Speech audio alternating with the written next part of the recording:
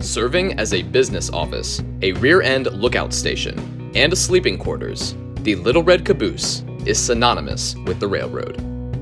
While it is unclear when the first caboose was made, we know that the Auburn and Syracuse Railroad was operating one as early as 1841.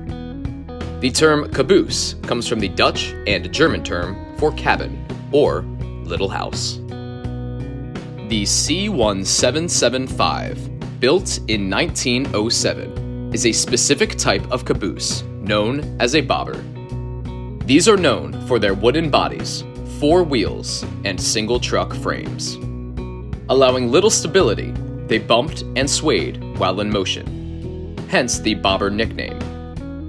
Though the unstable bobber was not equipped to handle fast, far-distance freight runs, it was perfect for slow freight runs, local runs, and switch runs. Both practical and cheap to produce, wooden bobbers became wildly popular in the 1870s. They were a favorite of the B&O. At one point in time, the railroad had over 1,000. Bobbers remained popular through the Great Depression, and some stayed in service until the 1950s. In the 1880s, railroad companies began producing double-truck cabooses with metal bodies, 8 wheels, and steel underframes. These heavier cars were typically used to tackle long-distance freight runs that the bobbers could not handle. By the 1950s, the double truck became the preferred type of caboose, and most bobbers were removed from service. As the 21st century approached, technological advances made the caboose largely irrelevant, and thus they became a rarity. The C-1775 was built by the Buffalo and Susquehanna Railroad, a coal and lumber line located in western Pennsylvania.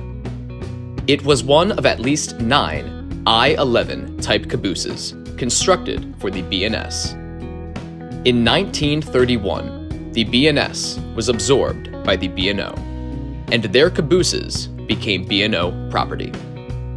While working with the B&O fleet, the C-1775 was typically occupied by one conductor and 1 or 2 brakemen. On occasion, the car was also used to transport deadheads, railroad workers traveling to or from their latest assignment. To make the car a bit more functional and comfortable for its crew, beds and rudimentary cooking facilities were installed. A small corner of the caboose served as a makeshift desk for the conductor to use while handling the train's paperwork. In 1952, the C-1775 became the last surviving I-11 caboose. The following year, the caboose was retired, restored, and placed on display at the B&O Railroad Museum.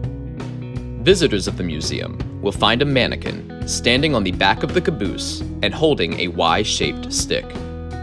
In the early 20th century, this stick was used to transmit messages to non-stop train crews as they passed through train stations. The station master would tie a string around a written message, place the string on top of the Y-shaped stick, and extend the stick outward in the direction of the train. As the train moved through the station, the locomotive engineer would snatch the message from the station master. A short stick would then be extended to the men aboard the caboose, ensuring that both the locomotive and the caboose had the same relevant information.